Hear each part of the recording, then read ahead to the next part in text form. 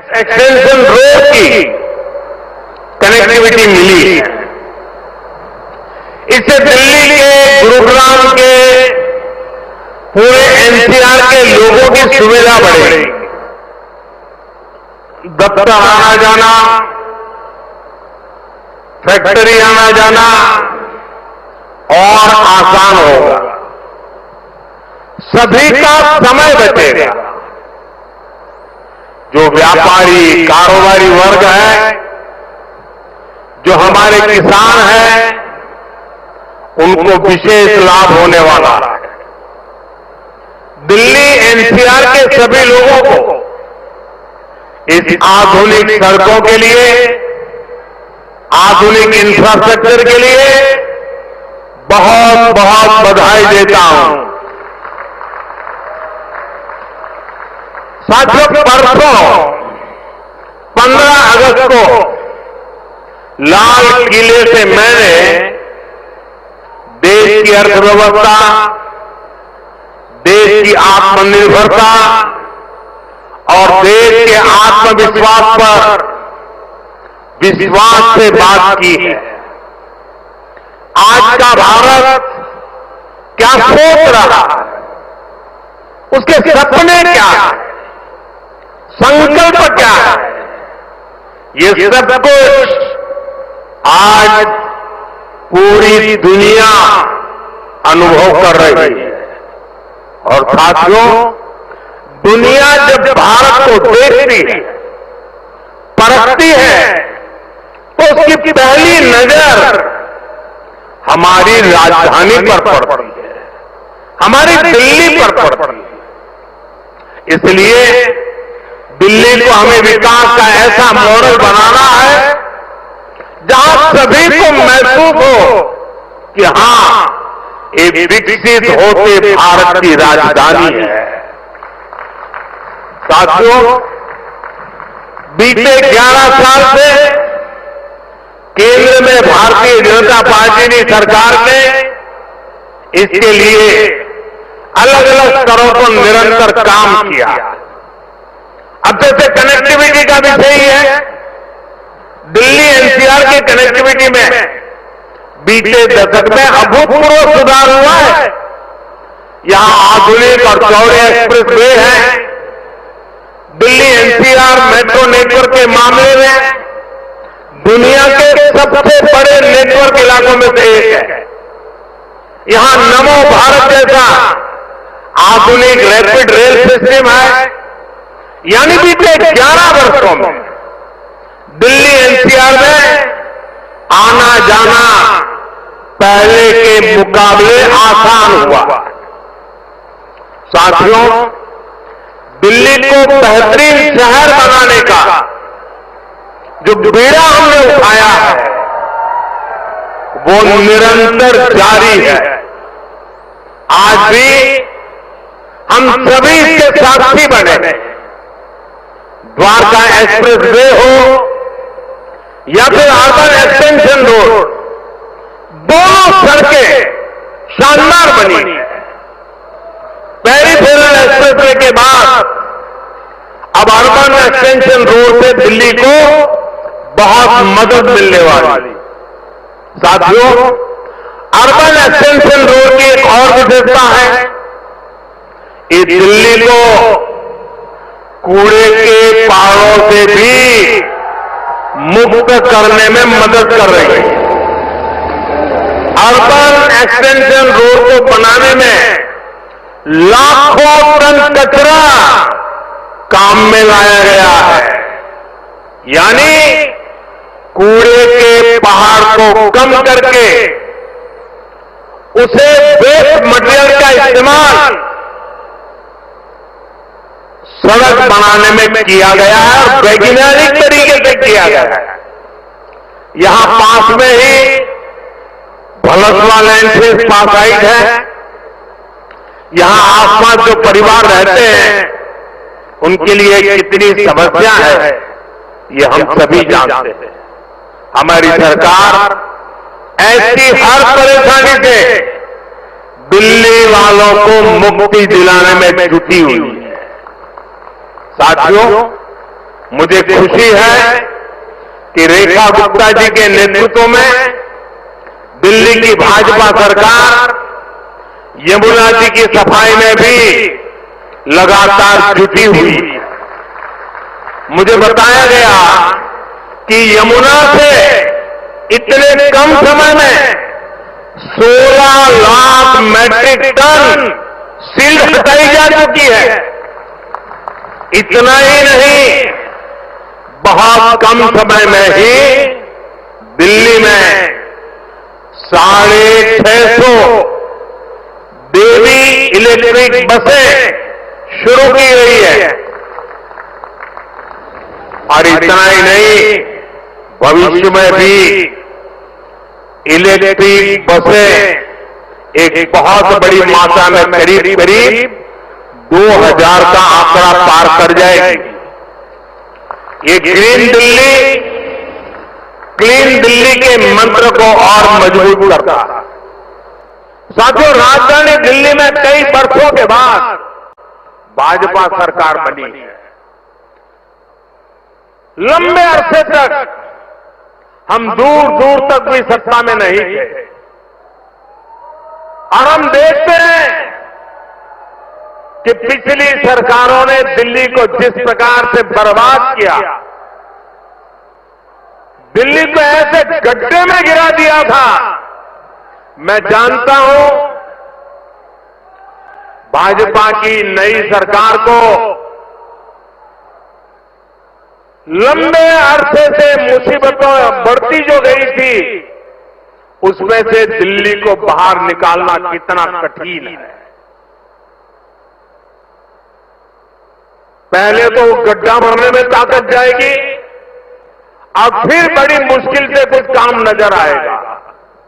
लेकिन मुझे भरोसा है, दिल्ली में जिस टीम को आपने चुना है, वो मेहनत करके पिछले कई दशकों से जो समस्याओं से गुजरे रहे हैं, उसमें से दिल्ली को बाहर निकाल के रहेंगे।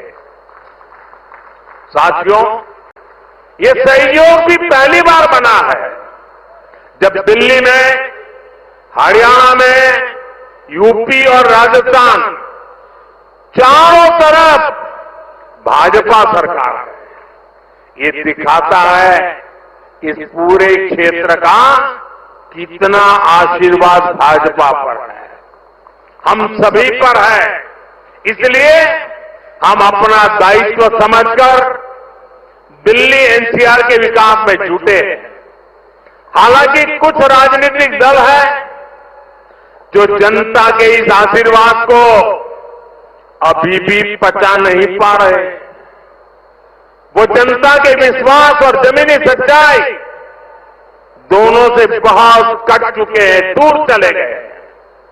आपको याद होगा कुछ महीने पहले किस तरह दिल्ली और हरियाणा के लोगों को एक दूसरे के खिलाफ खड़ा करने की, दुश्मनी बनाने की साजिश रची गई।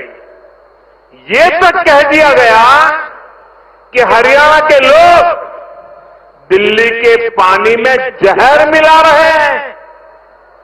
इस तरह की नकारात्मक राजनीति से दिल्ली और पूरे एनसीआर को मुक्ति मिली। अब हम एनसीआर के कायाकल्प का संकल्प लेकर चल रहे हैं और मुझे विश्वास है ये हम करके दिखाएंगे। साथियों, गुड गवर्नेंस भाजपा सरकारों की पहचान है। भाजपा सरकारों के लिए जनता जनार्दन ही सर्वोपरि है। आप ही हमारा हाईकमांड है। हमारी लगातार कोशिश रहती है कि जनता का जीवन आसान बनाए। यही हमारी नीतियों में दिखता है, हमारे निर्णयों में दिखता है। हरियाणा में एक समय कांग्रेस सरकारों का था जब बिना खर्ची पर्ची के एक नियुक्ति तक मिलना मुश्किल था, लेकिन हरियाणा में भाजपा सरकार ने लाखों युवाओं को पूरी पारदर्शिता के साथ सरकारी नौकरी दी है। नायब सिंह सैनी जी के नेतृत्व में ये सिलसिला लगातार चल रहा है। साथियों, यहां दिल्ली में भी जो झुग्गियों में रहते थे, जिनके पास अपने घर नहीं थे, उनको पक्के घर मिल रहे हैं। जहां बिजली, पानी, गैस कनेक्शन तक नहीं था, वहां ये सारी सुविधाएं पहुंचाई जा रही हैं। और अगर मैं देश की बात करूं तो बीते 11 सालों में रिकॉर्ड सड़कें देश में बनी है। हमारे रेलवे स्टेशनों का कायाकल्प हो रहा है। वंदे भारत जैसी आधुनिक ट्रेनें गर्व से भरती थी। छोटे छोटे शहरों में एयरपोर्ट बन रहे हैं। एनसीआर में ही देखिए कितने सारे एयरपोर्ट हो गए। अब हिंडन एयरपोर्ट से भी फ्लाइट कई शहरों को जाने लगी है। नोएडा में एयरपोर्ट भी बहुत जल्द बनकर तैयार होने वाला है। साथियों, ये तभी संभव हुआ है जब बीते दशक में देश ने पुराने तौर तरीकों को बदला है। देश को जिस स्तर का इंफ्रास्ट्रक्चर चाहिए था, जितनी तेजी से बनना चाहिए था, वो अतीत में नहीं हुआ। अब जैसे हमारा ईस्टर्न और western peripheral expressway, Delhi NCR को इसकी जरूरत कई दशकों से महसूस हो रही है। यूपीए सरकार के दौरान इसको लेकर फाइलें चलनी शुरू हुई, लेकिन काम तब शुरू हुआ जब आपने हमें सेवा करने का अवसर दिया। जब केंद्र और हरियाणा में भाजपा सरकारें बनी, आज ये सड़कें बहुत बड़ी शान से सेवाएं दे रही हैं। साथियों, विकास परियोजनाओं को लेकर उदासीनता का ये हाल सिर्फ दिल्ली एनसीआर का नहीं था, पूरे देश का था। एक तो पहले इंफ्रास्ट्रक्चर पर बजटिंग बहुत कम था। जो प्रोजेक्ट सैंक्शन होते थे वो भी सालों साल तक पूरे नहीं होते थे। बीते 11 सालों में हमने इंफ्रास्ट्रक्चर का बजट 6 गुना से अधिक बढ़ा दिया। अब योजनाओं को तेजी से पूरा करने पर जोर है। इसलिए आज द्वारका एक्सप्रेसवे जैसे प्रोजेक्ट तैयार हो रहे हैं। और भाइयों बहनों, ये जो इतना सारा पैसा लग रहा है, इससे सिर्फ सुविधाएं नहीं बन रही है, ये परियोजनाएं बहुत बड़ी संख्या में रोजगार भी बना रही है। जब इतना सारा कंस्ट्रक्शन होता है तो इसमें लेबर से लेकर इंजीनियर तक लाखों साथियों को काम मिलता है। जो कंस्ट्रक्शन मटेरियल यूज होता है उससे जुड़ी फैक्ट्रियों में, दुकानों में नौकरियां बढ़ती है। ट्रांसपोर्ट और लॉजिस्टिक्स में रोजगार बनते हैं। साथियों, लंबे समय तक जिन्होंने सरकारें चलाई है, उनके लिए जनता पर शासन करना ही सबसे बड़ा लक्ष्य था। हमारा प्रयास है जनता के जीवन से सरकार का दबाव और दखल दोनों समाप्त करें। पहले क्या स्थिति थी, इसका एक और उदाहरण मैं आपको देता हूं। दिल्ली में, ये सुनकर के आप चौंक जाएंगे, दिल्ली में हमारे जो स्वच्छता मित्र है, साफ सफाई के काम में जुटे साथी हैं, ये सभी दिल्ली में बहुत बड़ा दायित्व निभाते हैं। सुबह उठते ही पहले उनको थैंक यू करना चाहिए। लेकिन पहले की सरकारों ने इन्हें भी जैसे अपना गुलाम समझ रखा था। मैं इन छोटे छोटे मेरे सफाई में बंधुओं की बात कर रहा हूं। ये जो लोग सर पे संविधान रख करके नाचते हैं ना, वो संविधान को कैसे कुचलते थे। वे बाबा साहब की भावनाओं को कैसे दगा देते थे। मैं आज वो सच्चाई आपको बताने जा रहा हूं। आप, मैं कहता हूं, सुनकर सन्न रह जाएंगे। मेरे सफाई कर्मी भाई बहन जो दिल्ली में काम करते हैं, उनके लिए एक खतरनाक कानून था इस देश में। दिल्ली में दिल्ली म्युनिसिपल कॉरपोरेशन एक्ट में एक बात लिखी थी, यदि कोई सफाई मित्र बिना बताए काम पर नहीं आता तो उसे 1 महीने के लिए जेल में डाला जा सकता था। आप बताइए, खुद सोचिए, सफाई कर्मियों को लोग क्या समझते थे? क्या आप उन्हें जेल में डाल देंगे? वो भी एक छोटी सी गलती के कारण। आज जो सामाजिक न्याय की बड़ी बड़ी बातें करते थे, उन्होंने ऐसे कई नियम कानून देश में बनाए रखे हुए थे। ये मोदी है जो इस तरह के गलत कानून को खोज करके खत्म कर रहा है।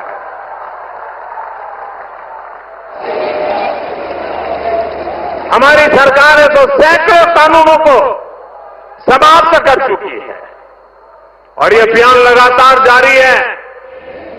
साथियों, हमारे लिए रिफॉर्म का मतलब है सुशासन का विस्तार। इसलिए हम निरंतर रिफॉर्म पर बल दे रहे हैं। आने वाले समय में हम अनेक बड़े बड़े रिफॉर्म करने वाले हैं ताकि जीवन भी और बिजनेस भी सब कुछ और आसान हो। साथियों, इसी कड़ी में अब जीएसटी में नेक्स्ट जनरेशन रिफॉर्म होने जा रहा है। इस दिवाली जीएसटी रिफॉर्म से डबल बोनस देशवासियों को मिलने वाला है।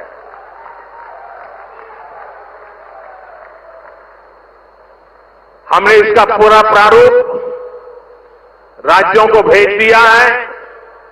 मैं आशा करता हूं कि सभी राज्य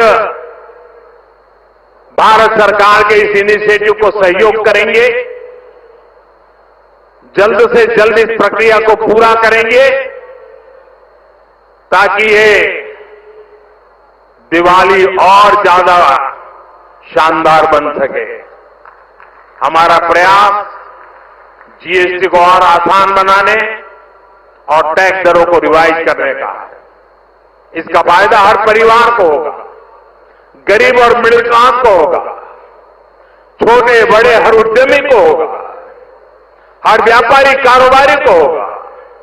साथियों, भारत की बहुत बड़ी शक्ति हमारी प्राचीन संस्कृति है, हमारी प्राचीन धरोहर है। इस सांस्कृतिक धरोहर का एक जीवन दर्शन है, जीवंत दर्शन भी है।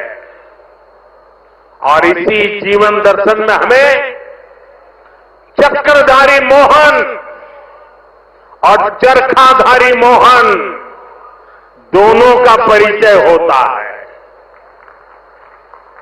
हम समय समय पर चक्रधारी मोहन से लेकर चरखाधारी मोहन तक दोनों की अनुभूति करते हैं।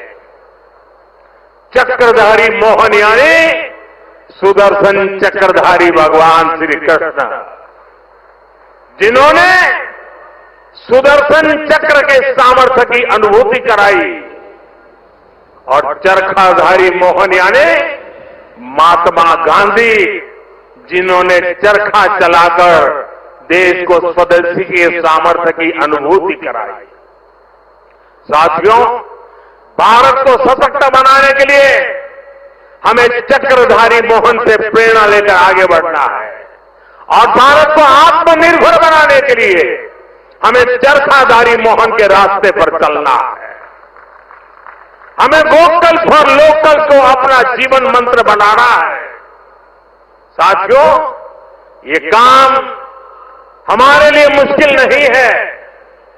जब भी हमने संकल्प लिया है तब हमने करके दिखाया है। मैं छोटा सा उदाहरण देता हूं खादी का। खादी विलुप्त होने के कगार पर पहुंच चुकी थी, कोई पूछने वाला नहीं था। आपने जब मुझे सेवा का मौका दिया, मैंने देश को आह्वान किया, देश ने संकल्प लिया और इसका नतीजा भी दिखा। 1 दशक में खादी की बिक्री करीब 7 गुना बढ़ गई। देश के लोगों ने वोकल फॉर लोकल के मंत्र के साथ खादी को अपनाया। इसी तरह देश ने मेड इन इंडिया फोन पर भी भरोसा जताया। 11 साल पहले हम अपनी जरूरत के ज्यादातर फोन इंपोर्ट करते थे। आज ज्यादातर भारतीय मेड इन इंडिया फोन ही इस्तेमाल करते हैं। आज हम हर साल 30-35 करोड़ मोबाइल फोन बना रहे हैं। 30-35 करोड़ मोबाइल फोन बना रहे हैं और एक्सपोर्ट भी कर रहे हैं।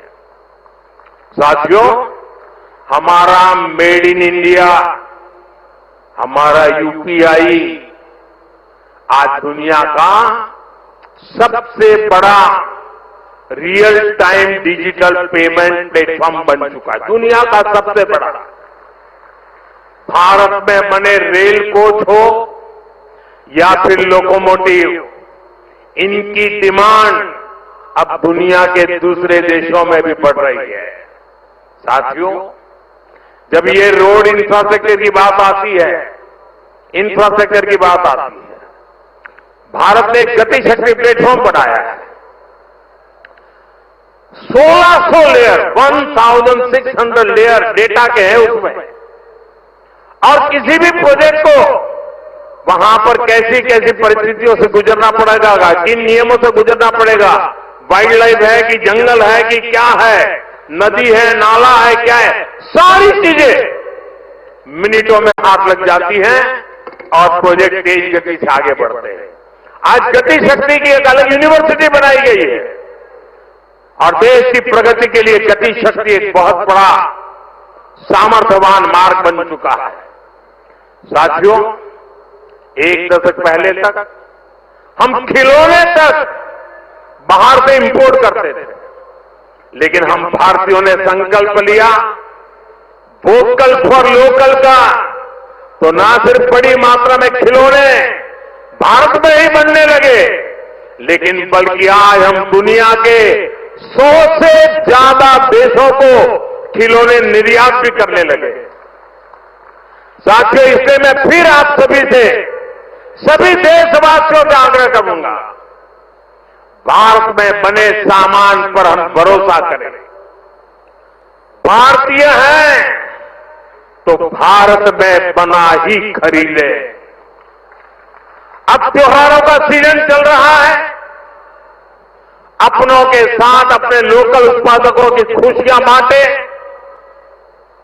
आप तय करें गिफ्ट वही देना है जो भारत में बना हो, भारतीयों द्वारा बनाया हुआ। साथियों, मैं आज व्यापारी वर्ग से, दुकानदार बंधुओं से भी एक बात कहना चाहता हूं। होगा कोई समय विदेश में बना सामान आपने इसलिए बेचा हो ताकि शायद आपको लगा हो प्रॉफिट थोड़ा ज्यादा मिल जाता है। अब आपने जो किया सो किया, लेकिन अब आप भी वोकल फॉर लोकल के मंत्र पर मेरा साथ दीजिए। आपके इस एक कदम से देश का तो फायदा होगा, आपके परिवार का, आपके बच्चों का भी फायदा होगा। आपकी बेची हुई हर चीज से देश के किसी मजदूर का, किसी गरीब का फायदा होगा। आपकी बेची गई हर चीज का पैसा भारत में ही रहेगा, किसी न किसी भारतीय को ही मिलेगा। यानी ये भारतीयों की खरीद शक्ति को ही बढ़ाएगा। अर्थव्यवस्था को मजबूती देगा। और इसलिए मेरा आग्रह है, आप मेड इन इंडिया सामान को पूरे गर्व के साथ बेचें। साथियों, दिल्ली आज एक ऐसी राजधानी बन रही है जो भारत के अतीत का भविष्य के साथ साक्षात्कार भी कराती है। कुछ दिन पहले ही देश को नया सेंट्रल सेक्रेटरिएट कर्तव्य भवन मिला है। नई संसद बन चुकी है। कर्तव्य पथ नए रूप में हमारे सामने है। भारत मंडपम और यशोभूमि जैसे आधुनिक कॉन्फ्रेंस सेंटर का दिल्ली की शान बढ़ा रहे हैं। ये दिल्ली को बिजनेस के लिए, व्यापार कारोबार के लिए बेहतरीन स्थान बना रहे हैं। मुझे विश्वास है, इन सभी के सामर्थ्य और प्रेरणा से हमारी दिल्ली दुनिया की बेहतरीन राजधानी बनकर उभरेगी। इसी कामना के साथ एक बार फिर इन सभी विकास कार्यों के लिए आप सबको, दिल्ली को, हरियाणा को, राजस्थान को, उत्तर प्रदेश को, पूरे इस क्षेत्र का विकास होने जा रहा है। मैं बहुत बहुत शुभकामनाएं देता हूं, बहुत बहुत बधाई देता हूं। आप सबका बहुत बहुत धन्यवाद।